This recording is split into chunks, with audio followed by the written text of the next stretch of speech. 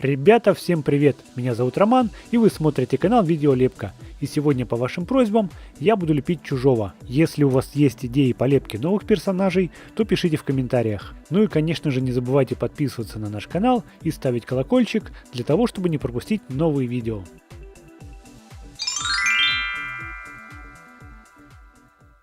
Для лепки чужого мне понадобится много пластилина черного цвета, а также алюминиевая мягкая проволока диаметром 1,5 мм. Я ее заказываю на AliExpress, все ссылочки на инструменты и материалы вы найдете в описании под этим видео. Сначала из проволоки я сделаю каркас и потом уже на нем буду лепить саму фигурку, а пока я буду лепить, расскажу вам историю этого персонажа. Чужой или ксеноморф – это жуткое инопланетное чудовище с продолговатым черепом, двумя парами челюстей, острым хвостом и кислотной кровью. Знают даже те, кто не знаком с одноименным фильмом и его продолжениями. Но посмотреть их определенно стоит, ведь помимо легендарного монстра, Чужой породил оригинальную и мрачную вселенную, которая развивается по сей день и не только на киноэкранах. Сложно представить, что такая огромная франшиза родилась из-за удачного стечения обстоятельств. Работая над сценарием Чужого, Дэн О'Беннон и Рональд Шустед не рассчитывали, что их имена войдут в историю кино. Изначальный сюжет Чужого был далек от того, что увидели зрители. Продюсеры Дэвид Гайлер и Уоллер Хилл не раз его переписывали. Именно они включили в свет андроида Эша, добавив в хоррор нотки научно-фантастической драмы. В итоге получилась невероятно красивая и смелая для своей эпохи лента о том, как 7 космических дальнобойщиков находят на далекой планете заброшенный корабль с личинками неведомых существ, одно из которых проникает на борт их посудины и устраивает кровавую баню. С оформлением фильму несказанно повезло. О'Беннон участвовал в работе над «Дюной» Алехандро Ходоровски, и хотя проект был закрыт, он позволил сценаристу познакомиться с работами Ганса Руди Гигера. Режиссеру «Чужого» Ридли Скотту творчество Гигера тоже пришлось по душе. Художнику поручили придумать облик пришельца на всех стадиях развития, обстановку инопланетного корабля и виды другой планеты. Его модели лицехватов были так реалистичны, что при попытке привезти их на съемки в США Гигера задержали на таможне. Не могли поверить, что это лишь декорации. На полную катушку выложился и режиссер Ридли Скотт, и гримеры, и декораторы, и, конечно, актерский состав. Сигурни Уивер в роли Эллен Рипли стала не менее ярким образом, чем принцесса Лея из «Звездных войн». История открывала огромные возможности для создания сиквелов и приквелов на любой вкус. Космос Чужого по канонам старой доброй фантастики совсем не дружелюбен и таит массу опасностей и открытий. Чужой или ксеноморф от сочетаний греческих слов «чужая» и «форма», прямоходящее существо, которое состоит одновременно из органической и неорганической материи и обладает двумя мощными челюстями, острым хвостом, прочным экзоскелетом и кислотной кровью. Жизненный цикл Чужого складывается из нескольких этапов.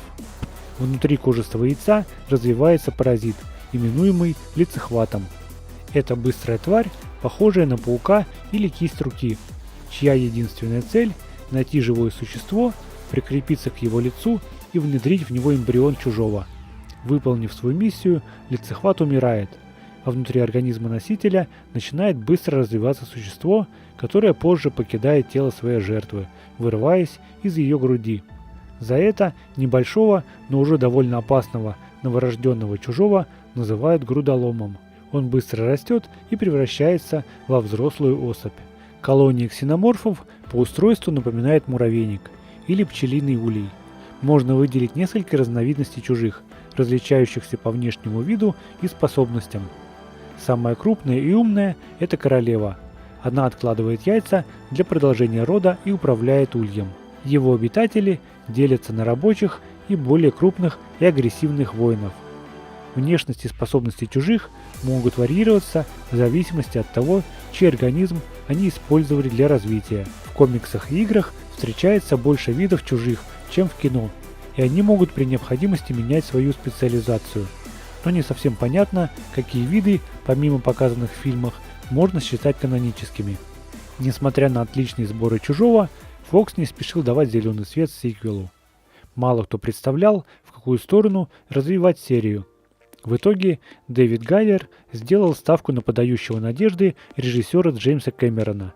Его сценарий к «Терминатору» впечатлил продюсера, и Кэмерон стал сценаристом и режиссером сиквела под названием «Чужие». Стараниями Кэмерона из ужастика серия превратилась в боевик. Режиссер был давним поклонником «Звездного десанта» Хайнлайна и хотел снять фильм не о беспомощных жертвах, а о солдатах будущего, готовых столкнуться с неведомой угрозой. Их история отразила интерес Кэмерона к войне во Вьетнаме. Как и американские солдаты, морпехи в фильме хорошо вооружены и обучены, но встреча с неизвестным противником на чужой территории оборачивается для них настоящим кошмаром. «Чужого» отлично подошла для боевика, и даже выжившая после первой части Рипли без проблем вписывалась в сюжет. За 50 лет, пока она пребывала в криогенном сне на злополучной планете, где ее команда столкнулась с чужим, основали колонию. Связь с ее жителями обрывается, и для расследования туда направляется вооруженный отряд. С ним и летит Рипли, надеясь, что победа над врагом поможет ей восстановить репутацию и избавиться от кошмаров. Что происходит дальше, догадаться нетрудно. Вместо одного прирожденного убийцы отряд встречает целый выводок тварей, сделавших колонию своим домом. «Чужие» стали редким сиквелом, перегнавшего в популярности оригинал. Быстрый темп, кровавый экшен и храбрая героиня впечатлили и зрителей, и критиков. К началу работы над третьей частью саги удача от авторов отвернулась. Продюсеры никак не могли решить, как развивать историю. Для «Чужого 3» было написано несколько сценариев. Но Шусета и О'Беннона не устроили истории о конфликте двух держав, соперничающих в разработке биологического оружия, о превращении животных на аграрной колонии в чужих, или же о встрече монахов-отшельников с ксеноморфами. В итоге в основу фильма лег сюжет об уголовниках на планете-тюрьме, которые борются с монстром. Туда попадает Рипли в компании лицехвата, который по прилете заражает личинкой чужого собаку. Рипли снова приходится охотиться на монстра, на этот раз особенно быстрого, и местные заключенные не рвутся ей помогать. Вдобавок, внутри самой героини развивается зародыш королевы чужих, за которым уже летят беспринципные агенты корпорации. К сожалению, из-за конфликта продюсеров с режиссером Дэвидом Финчером достойно подать историю не получилось. Разногласия были настолько сильными, что молодой режиссер покинул проект, едва закончив съемки, и монтировали картину уже без него. В результате вместо шедевра вышел среднего пошиба боевик с сумбурными идеями. Ничего нового во вселенную чужих фильм не добавил, только подтвердил, что ксеноморфы могут использовать для размножения не только людей, и гибриды с другими существами будут выглядеть чуть иначе. Финальная сцена «Чужого 3» могла поставить эффектную точку в истории серии, но несмотря на протесты авторов франшизы, студия решила подзаработать еще денег. Очередной сценарий был заказан у Джона Уидона, и режиссерское кресло досталось французу Жан-Пьеру Жоне. Они пытались найти свежий взгляд на теряющий популярность сериал, но вместо этого получилась лента, которую с чужим связывали только Рипли и ксеноморфы. Кроссоверов с участием чужого было много, но в масштабную серию перерос только один. В 1989 году стравить идеального убийцу и прирожденного охотника додумались на страницах комиксах Alien vs Predator, издательства Dark Horse.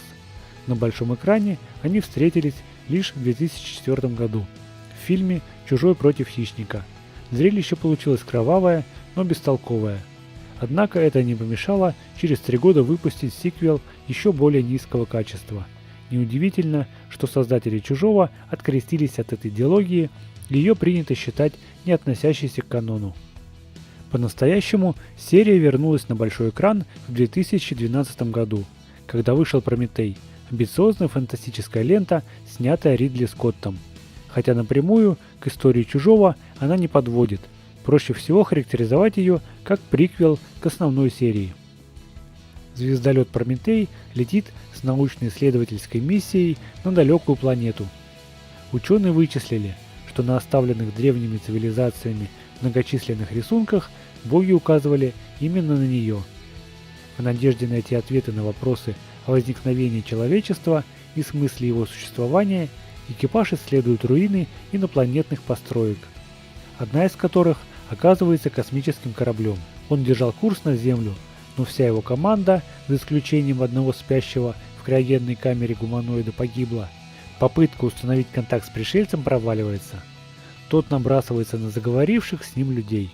Вдобавок, трюм его корабля набит сосудами с черной жижей, вызывающей у людей страшные мутации. Под конец фильма это приводит к появлению существа, похожего на чужого. Прометей неплохо дополнил вселенную чужих, приподняв завесу тайны происхождения пилота и инопланетного корабля, на который наткнулись герои первого фильма. В то же время картина оставила множество вопросов без ответа, намекая на возможность продолжения, и его не пришлось долго ждать. «Чужой завет» стал первым в трилогии фильмов, соединяющий события Прометея и Чужого. Фильм вышел в мае и избавился от части недостатков Прометея, вернул собственно Чужих, ответил на несколько давних вопросов вселенной и к тому же был также красив.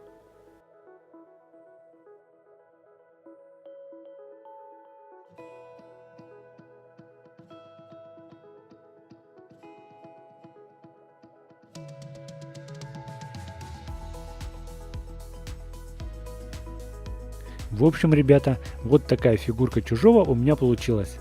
Всем огромное спасибо за просмотр. Если вам понравилось видео, поставьте лайк. Также не забывайте подписываться и нажимать на колокольчик, чтобы не пропустить новые видео. Далее, как обычно, будут приветики от Вилли и фотографии ваших поделок из пластилина, которые вы присылаете к нам в группу ВКонтакте.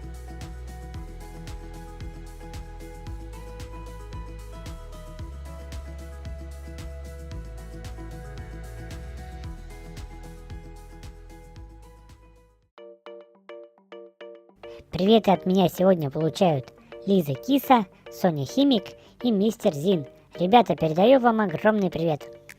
Также за репосты из нашей группы ВКонтакте приветики сегодня получают Ченкалаев Ченкала, Григорий Гаврилов, Вася Нелюбов, Алексей Однороженко, Дмитрий Ветошкин, Даниил Высотин, Витька Лисеев, Андрей Непенко, Даниил Мишуков, Андрей Масалько, Михаил Фадеев, Степан Гончаров и Дарья Комиссарова. Ребята, передаем также огромный привет. На этом мы с вами прощаемся. Желаем всем отличного настроения. До скорой встречи.